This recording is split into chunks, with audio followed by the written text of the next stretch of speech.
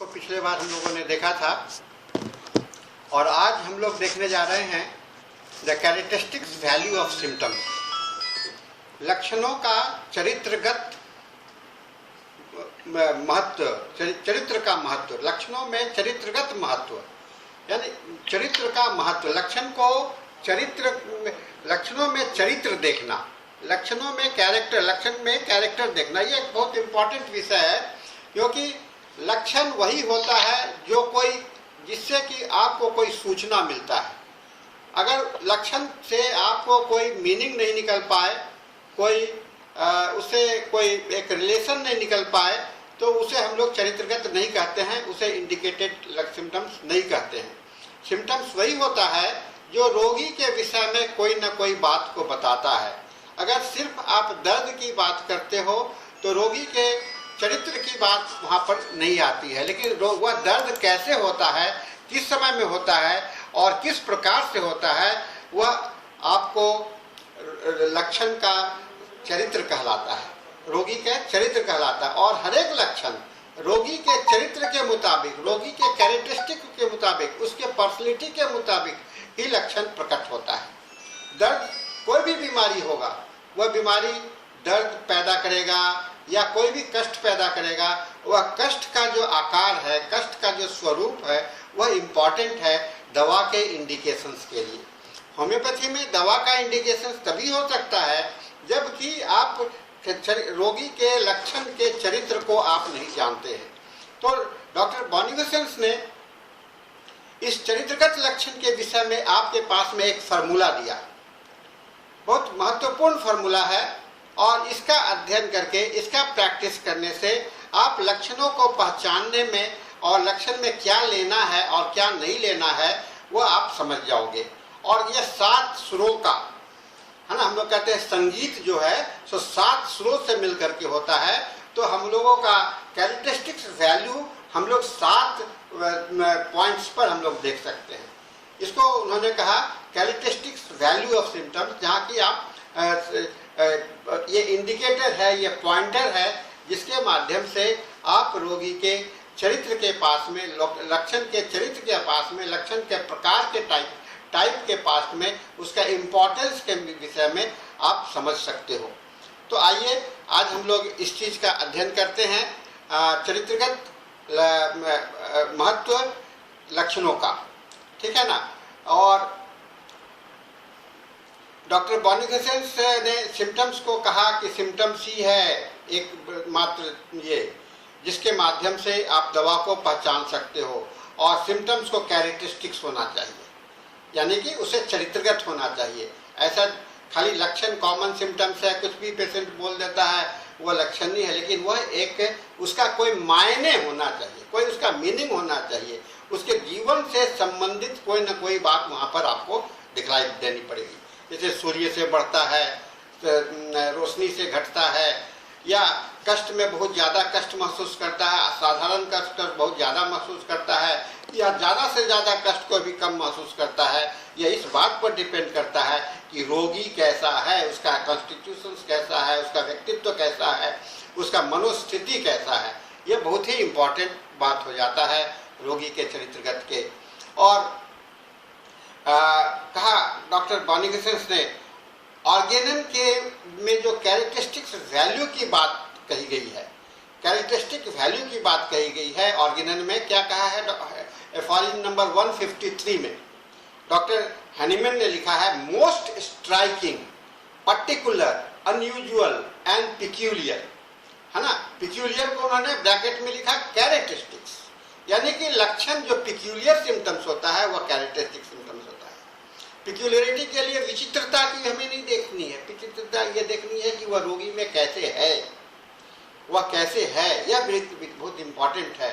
सो कहा कि most striking, particular, unusual and peculiar sign and symptoms वही दवा को आपको इंडिकेट करेगा, है ना। जनरल और इनडिफाइंड सिम्टम्स, जिसमें कि कोई जैसे कहता है कमजोरी लग रहा है, कोई प्यास लग रही है, या कष्ट ज़्यादा हो रहा है, इसका कोई मायने नहीं है, हमारे लिए कोई मायने नहीं है। मायने सिर्फ नहीं है दवा चुनने के लिए कि ये कैसे हो रहा है, क्यों हो रहा है और कहाँ हो रहा है। कैसे, क्यों, कहाँ का जवाब अगर आप प्रश्न करना नहीं सीखिएगा तो शायद लक्षणों को पहचानने में, तो कहते हैं कि द मोस्ट इम्पॉर्टेंट जो आपका मददगार है, टूल्स है, वो आपको जानना वाई, वेयर, व्हेन। ये डब्ल्यू वर्ड जो है जो बड़ा इंपॉर्टेंट है। डब्ल्यू से होने वाला शुरू, क्यों, कहाँ, कैसे, ठीक है ना, क्यों, कहाँ, कैसे।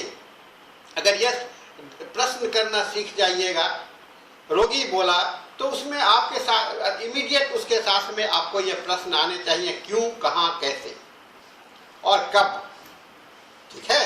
क्यों, कहाँ, कैसे, ये डब्ल्यू जो है सो बहुत इंपॉर्टेंट वर्ड है। और इस इंपॉर्टेंट वर्ड को डॉक्टर हैनीमैन ने 153 में कहा और डॉक्टर बॉनिगसेंस ने इसकी चर्चा अपने कैरेक्टरिस्टिक्स वैल्यू ऑफ सिम्टम्स के विषय में लिखते समय में कहा। इन्होंने कहा इसके 7 रूब्रिक्स, 7 मैक्सिम्स है ना, और जो कि बहुत इंपॉर्टेंट है।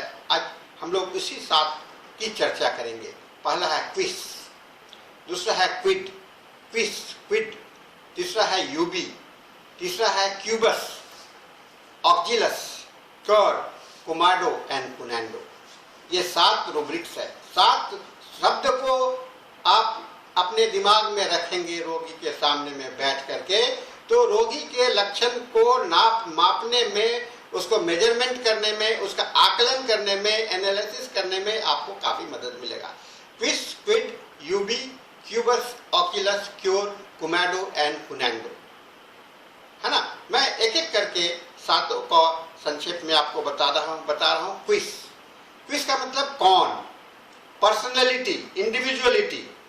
आपके पास में रोगी आया तो आपके दिमाग में क्या बात होनी चाहिए, कौन आया, कौन है, पर्सनैलिटी, है ना, वह व्यक्तित्व क्या है उसका।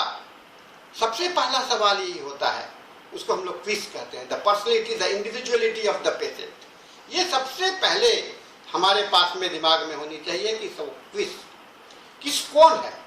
एक स्त्री है, एक पुरुष है, उसका इतना उम्र है ना, इस उम्र में उसका शरीर मोटा है, दुबला है, पतला है, वह बड़ा गुस्सैल है ना, द पर्सनैलिटी पार्ट, है ना। ये जब जानोगे तो आप उसके लक्षणों को झेलने का तरीका आपको पता चलेगा, है ना। कहा कि आप पहले ध्यान दो क्विज पर। क्विज को उन्होंने कहा personality, the individuality of the patient. इसमें उसका उम्र होता है, उसका सेक्स होता है, उसका टेम्परामेंट होता है, उसका बॉडीली कॉन्स्टिट्यूशंस आता है, ठीक है ना। ये सबसे इंपॉर्टेंट है। उसके बाद ये माइंड पार्ट होता है, यहीं पर आपको माइंड भी दिखलाई पड़ता है। और फाइल नंबर 104 में इसको डॉक्टर हैनीमैन ने इसको कहा कि इंडिविजुअलिटी। ये इंडिविजुअलिटी को जानने के लिए आपको क्विज के पास में क्विज देखना पड़ेगा, ठीक है ना। नेक्स्ट आता है क्विड। व्हाई, क्यों आया है ना। क्विड, ये पेशेंट कहते हैं क्यों आया है, आपको दिमाग में आना चाहिए यह रोगी आया है तो मेरे पास में क्यों आया है, कौन सा प्रॉब्लम लेके आया है, यानी कि द प्रॉब्लम, उसके पास में समस्या क्या है ना। समस्या में क्या है, उसका sensation, duration, onset, cessation, alternating, paradoxals, ये इसमें इंक्लूडेड है। क्यों आया है, डॉक्टर साहब सर में बहुत दर्द हो रहा है। अरे ये दर्द हाथ को ऐसे पकड़ करके बता रहा है कि सर में दर्द हो रहा है। ये बहुत इंपॉर्टेंट है कि दर्द हो रहा है, उसका लोकेशन से वो बता रहा है कि यहाँ पर दर्द हो रहा है। प्रॉब्लम ही प्रॉब्लम है और इस दर्द के कारण मेरा माथा फटा जा रहा है। दर्द के कारण मेरा माथा फटा जा रहा है। ये फटना, वह ज्यादा उसको चिंता क्या है कि मेरा माथा फट जाएगा, तो इसलिए सब आपके पास में आया है कि उसका माथा ना फट जाए दर्द से, ठीक है ना। तो ये प्रॉब्लम उसका ये है। डॉक्टर साहब देखिए मेरे शरीर में सफेद दाग हो गया है, तो इस सफेद दाग से आपको समस्या क्या हो रहा है। डॉक्टर साहब इस सफेद दाग से रहने से लोग क्या कहेंगे, लोग क्या कहेंगे। तो आपका उसकी समस्या क्या है, दाग नहीं है, उसकी समस्या है लोग क्या कहेंगे, the opinions of the other, ठीक है ना, ओपिनियंस ऑफ द अदर, उसका बहुत इंपॉर्टेंट बात हो जाता है। तीसरी बात आती है यूबी, ये कहाँ पर है ना, seat of the disease, seat of the disease कहाँ पर है, location, exact location, body, region, organ, tissue या मन, माइंड। कोई कोई बीमारी तो शरीर में होता ही नहीं है, दिमाग में होता है ना। रोगी उसको लेकर के झेलते रहता है, कष्ट को लेकर के झेलते रहता है। शरीर में सारा कुछ नॉर्मल आएगा, डॉक्टर साहब दर्द हो रहा, दर्द हो रहा, सारे इन्वेस्टिगेशन फेल कर जाते हैं, उसमें नॉर्मल आता है। लेकिन सीट ऑफ द डिजीज उसके दिमाग में बैठा हुआ है कि ऐसा है, इसीलिए हो रहा है। तो ये दिमाग भी एक लोकेशन है, बॉडी भी लोकेशन है, बॉडी का पार्ट भी लोकेशन है। ये तीसरी बात को हम लोगों को दिमाग में बहुत ध्यान से रखना पड़ेगा। It is not important, local disease में नहीं, ये सारे में होता है। अगर गठिया है तो गठिया कहाँ पर है? आप देखोगे गठिया के विषय में हम लोग कहते हैं कि ठेहुना में है, तो एल्बो में है, तो यहाँ पर है, वहाँ नहीं। गठिया ये generalize pattern, it is a generalize pattern, सभी जो जॉइंट्स पर है। इसका तो जनरल हो गया ना। अब ये जनरल हो गया तो हम लोग इसके लोकेशन क्या लेंगे?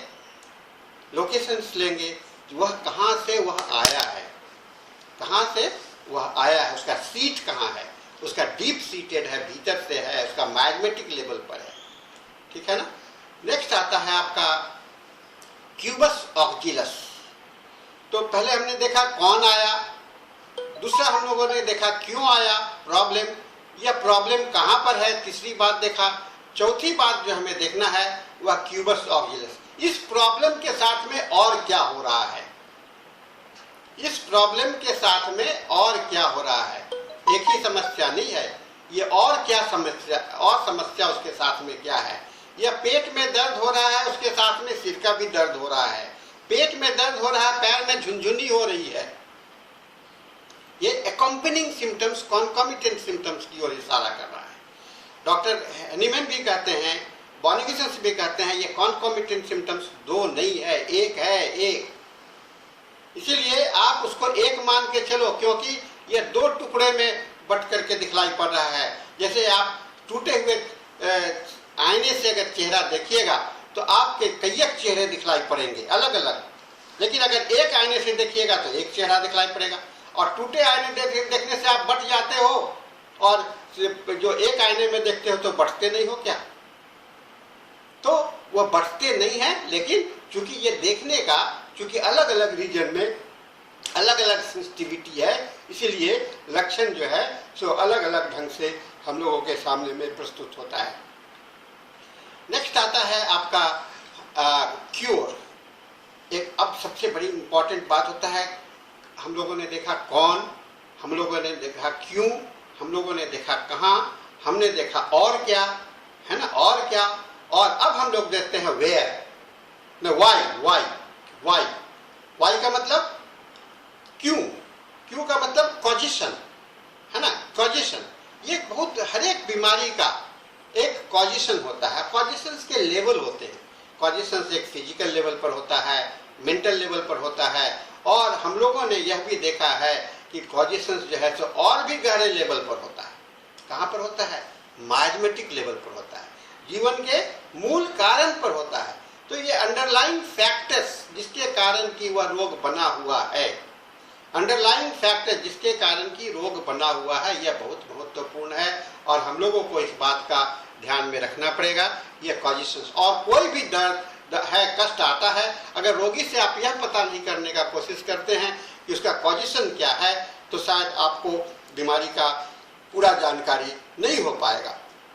इसलिए कॉजिशंस एक फैक्टर है, एक एसोसिएशन फैक्टर है, जहां से कि बीजारोपण होता है, उसको देखना आपको जरूरी है, वह कहां से आया है। अगर कोई घाव हो गया है और घाव को चोट लगने के बाद में हुआ, और चोट लगने के बाद में वह घाव नहीं ठीक हो रहा है, तो आपके दिमाग में क्या बात आएगी? अरे कोई ना कोई तो कारण और होगा नीचे। जब आप नीचे झांकने का कोशिश करते हो तो आप देखते हो कि उसका जो है कोई ना कोई रहन सहन में गड़बड़ है। अब रहन सहन भी ठीक है, नीचे भी गड़बड़ है, तो भीतर के अंदर में कुछ गड़बड़ी होगी। और वहां पर आप जाकर कहा कि एक परत दर परत, एक एक परत करके आप जब खोलते जाओगे तो आप क्योर के मूल कारण पर पहुंचोगे, फंडामेंटल कॉजिशन ऑफ द डिजीज के पास में पहुंचोगे। और वह फंडामेंटल कॉजिशन जो होगा वह माइज्म होगा, जो कि मेंटेनिंग फैक्टर का भी काम करता है, रोग को बनाए रखने में भी मदद करता है। और जब तक उस माइजमेटिक को आधार को आप ब्रेक नहीं करेंगे, आपका रोग का निवारण नहीं हो सकता है।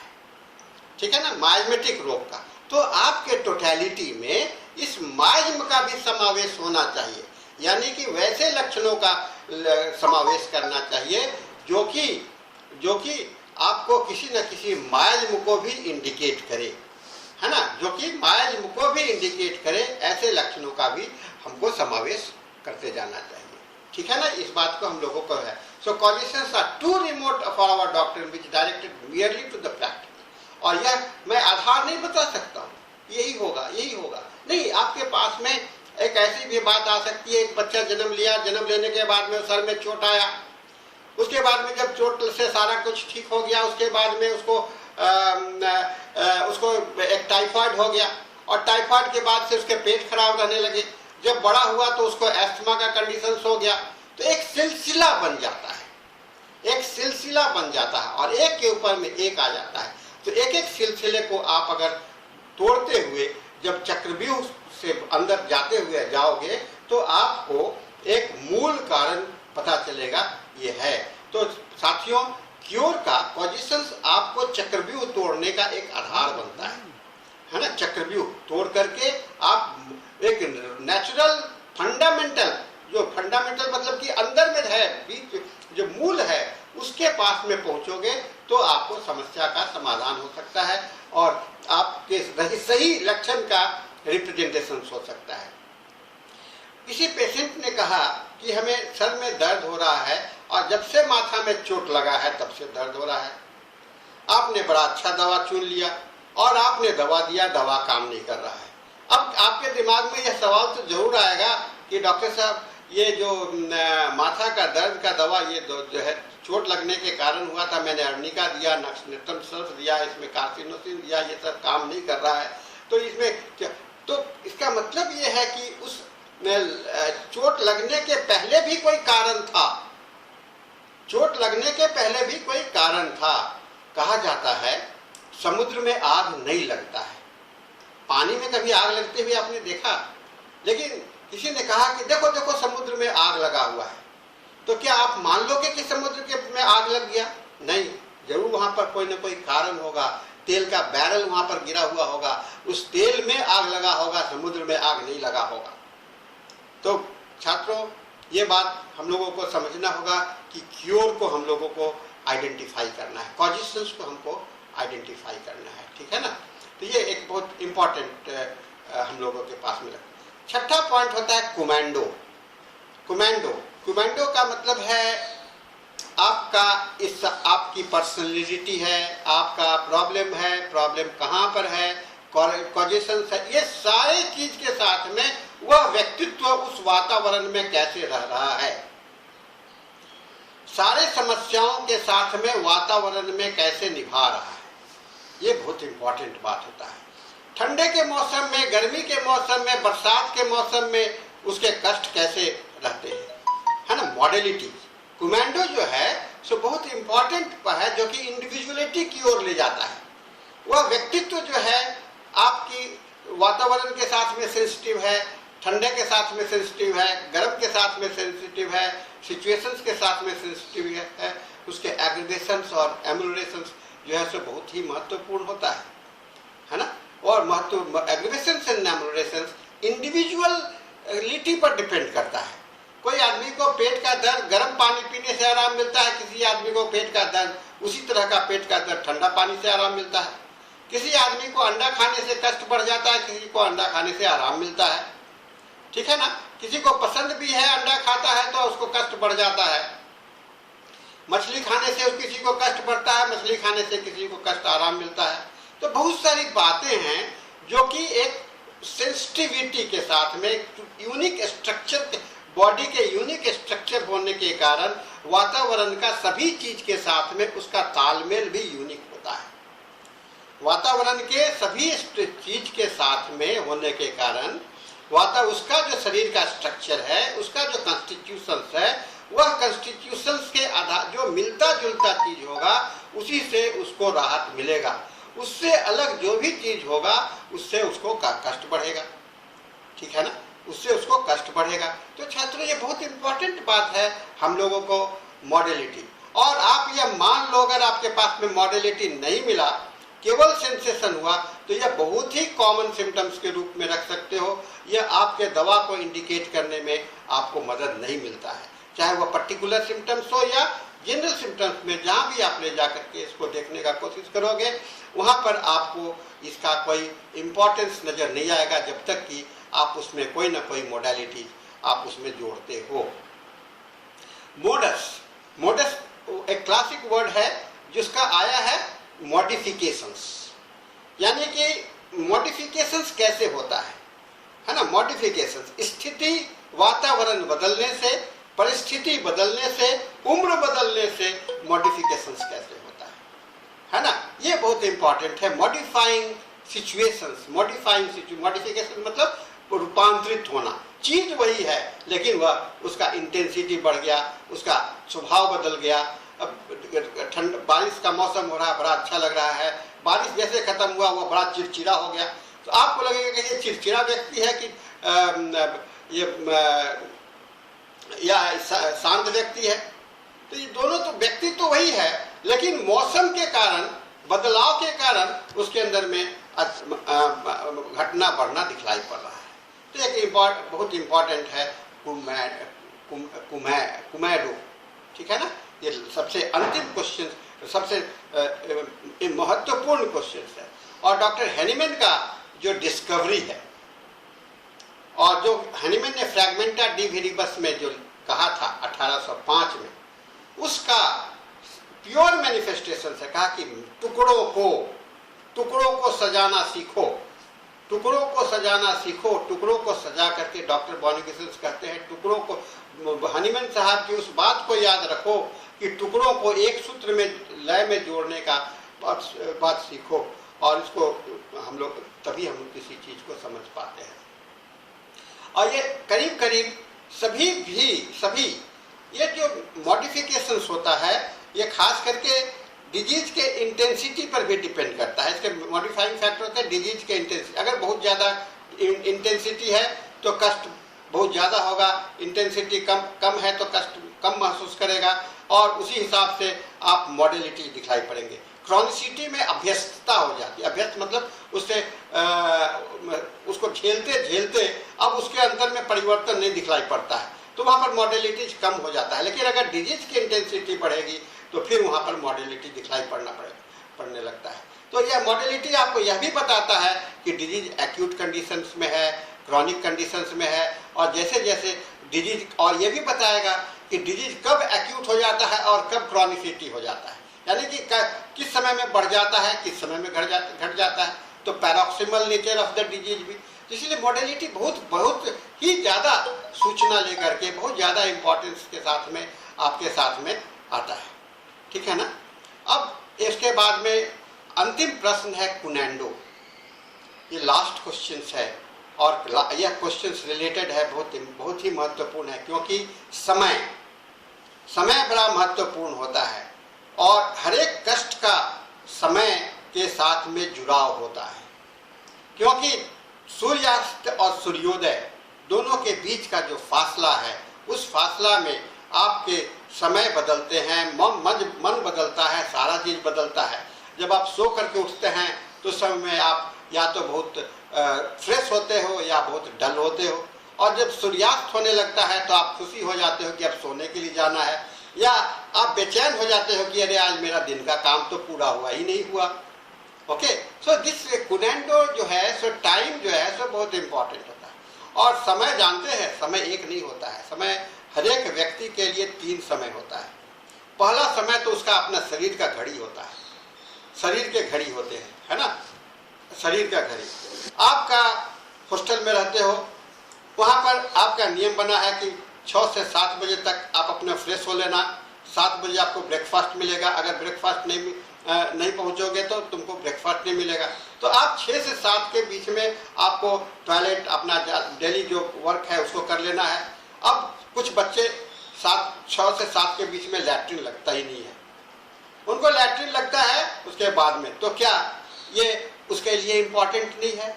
या किसी को driving out of the bed, रात को 4 बजे ही लैट्रिन लग जाता है ना। ये सारी चीज जो महत्वपूर्ण है, ये इंडिविजुअल बॉडी क्लॉक है ना। रात को 12 बजे ही सर में दर्द होता है, सांस फूलने लगता है, शाम होते होते पेट फूल जाता है, पेट में दर्द होता है, दोपहर होते होते छाती में जलन होने लगता है। ये टाइम है, इंडिविजुअल बॉडी क्लॉक है।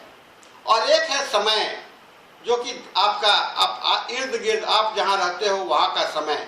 अभी अचानक बारिश होने लगे और उस समय में आप क्या करोगे, जब मौसम की गर्मी बढ़ेगी उस समय में आप क्या करोगे, यह एक इम्पॉर्टेंट क्वेश्चन हम लोगों के सामने में आ जाता है। और तीसरा क्लॉक होता है आपका, जिसको सेलेस्टियल क्लॉक कहते हैं, यानी कि पूरे ब्रह्मांड का क्लॉक। आपने कभी सुना है कि फुल मून में, पूर्णिमा के समय में और अमावस्या के समय में कष्ट बढ़ जाता है, ज्वार भाटा आता है समुद्र में अमावस्या पूर्णिमा में। पूर्णिमा में ही अमावस्या ज्वार भाटा क्यों आता है, समुद्र में लहरें क्यों उफाने मारती हैं, है ना। उसी तरह से व्यक्ति के अंदर में भी जब जब पूर्णिमा होता है तो कष्ट बढ़ता है। Full moon aggravate, new moon aggravate, है ना। ये आपको दिखाई पड़ेगा। एवरी स्प्रिंग, हर एक बसंत ऋतु में कष्ट बढ़ता है, हर एक शरद ऋतु में कष्ट बढ़ता है ना। ये एक कुनेंडो है जो कि related to the entire environment, entire surroundings. तो 3 जगह पर हम लोग कष्ट समय को देखते हैं। एक तो स्वयं के अंदर का इंडिविजुअल, जो दूसरे को ऐसा नहीं होता है। एक में बहुत लोग पीड़ित होते हैं, उसमें आपका अलगाव क्या है। और एक ब्रह्मांड के जो परिवर्तन होते रहते हैं, पूर्णिमा, अमावस्या, चंद्र ग्रहण, सूर्य ग्रहण, बहुत सारी घटनाएं ब्रह्मांड में हुआ करता है। उसके कारण आपके अंदर में क्या परिवर्तन होता रहता है। तो ये समय जो है सो बड़ा बलवान होता है और आपके लिए एक इम्पॉर्टेंट मैसेज देके जाता है, जिसे कि हमें देखा जाए। अगर इन सभी चीजों को अगर देखने का प्रैक्टिस करना है, इसको हम लोग कहते हैं hexameter for the characteristics value of symptoms. Hexameter मतलब 7 मीटर, ऐसा मीटर जो कि 7 बात को जिसमें 7 बातें दिखलाई पड़े। तो हम लोगों के पास में यह एक मीटर है, एक स्केल है, जिसके माध्यम से हम लक्षणों के कैरेक्टरिस्टिक्स वैल्यू को, चरित्रगत महत्व को हम लोग पहचान सकते हैं और पहचान करके हम लोग अपने एनालिसिस में इसका व्यवहार कर सकते हैं। तो छात्रों, ये बहुत ही इम्पॉर्टेंट विषय है और डॉक्टर हैनिमैन की भाषा को इन्होंने सरलता पूर्वक, जो उन्होंने पिक्यूलियर कैरेक्टरिस्टिक्स और स्ट्राइकिंग की बात करी 153 में, उसको इन्होंने सरलता पूर्वक आपको 7 एक न्यूमरोलॉजिकल एक्सप्रेशंस में आपको दिखलाया है, जो हम लोगों के लिए, व्यवहार के लिए, हम लोगों के लिए एक महत्वपूर्ण बात होगी और हमें इस बात का ध्यान में रखना पड़ेगा। और अगर आप रोगी आते हैं और इस तरह से प्रश्न करना नहीं सीखते हैं, तो छात्रों, एक चीज है, कौन आया, क्यों आया, ये दिमाग में जरूर आना चाहिए। क्यों आया, उस वक्त उसके प्रॉब्लम कहाँ पर हैं, समस्या कहाँ पर है। आपके पास में आया तो दवा लेने के लिए तो आया है, लेकिन दवा कहाँ पर देना है, कहाँ पर दवा दीजिएगा, उसका दान पात्र कहाँ पर है, वहाँ पर तो देखना पड़ेगा ना, उसका साइट। और उसके साथ में उसे और क्या क्या चीज चाहिए। खाली रोटी देने से काम चल जाएगा क्या?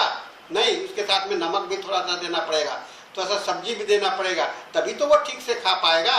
खाली रोटी को तो बेमन से खाएगा, ठीक है ना। तो कॉन्कॉमिटेंट है ना, कहा कि उसके साथ साथ कुछ है, तो भी जाकर के उसका आपका एक यूनिफाई कर सकते हो। और यह क्यों है, इसके पास में यह मांगने का अवसर क्यों पड़ा।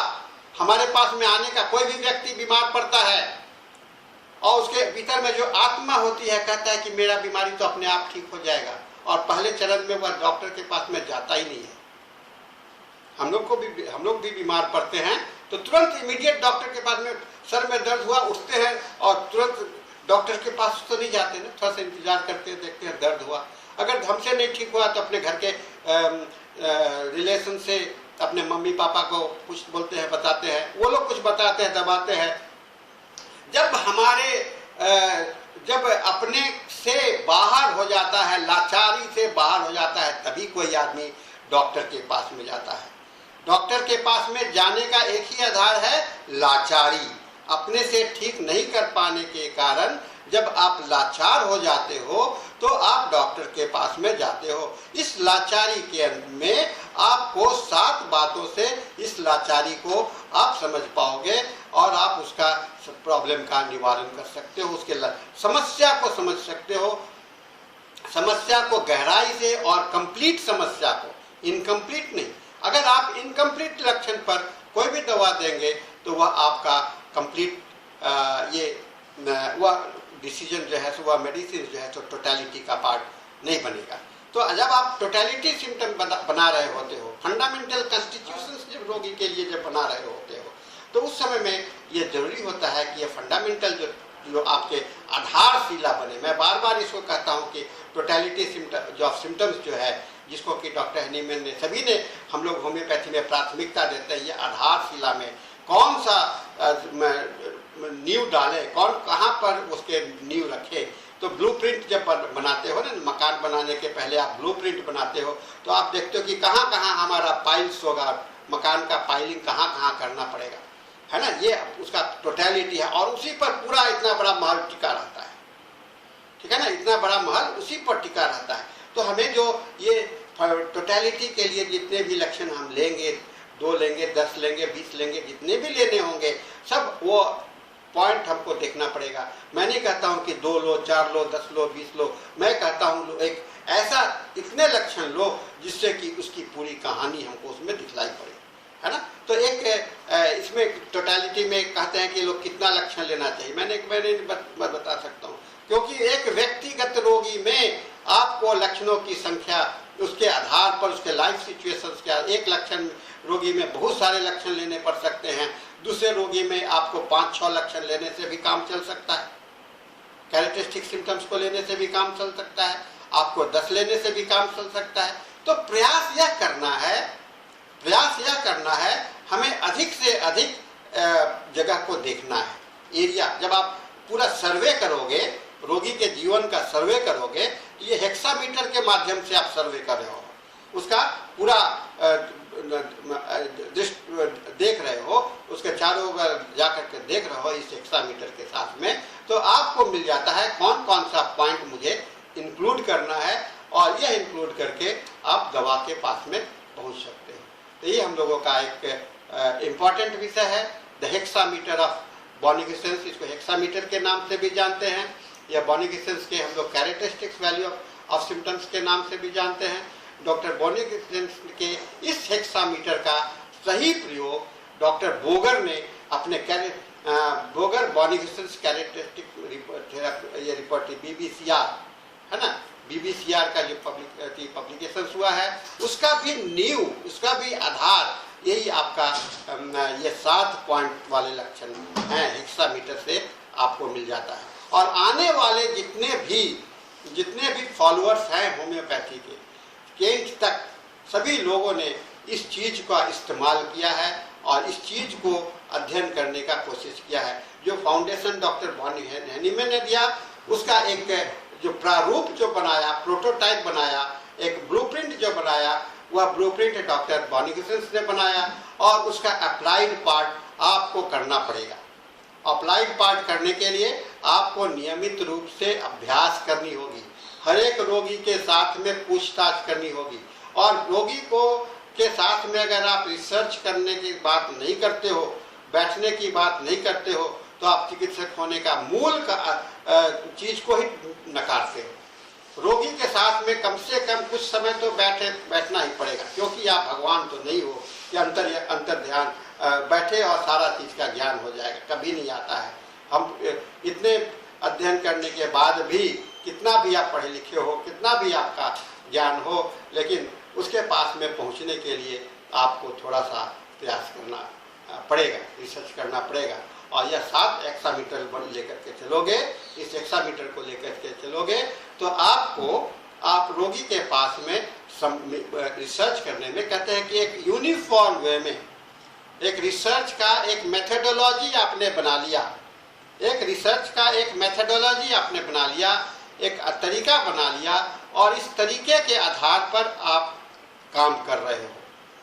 यह हम लोगों के लिए आज का विषय बहुत ही महत्वपूर्ण है, और आप इसको प्रैक्टिस करना प्रारंभ करो।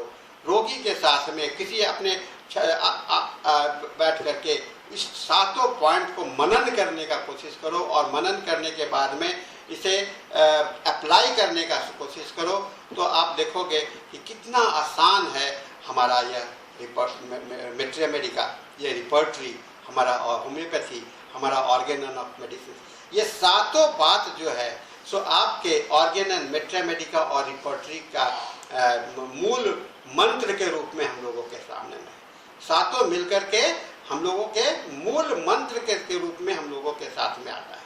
तो छात्रों, आज हम इसके साथ में इस लेक्चर को यहीं पर समाप्त करते हैं। हम लोगों का समय भी समय के हिसाब से यह पूरा हो चुका है। आप लोग अगर कुछ समय है, अगर कोई प्रश्न करना चाहते हैं तो कर सकते हैं।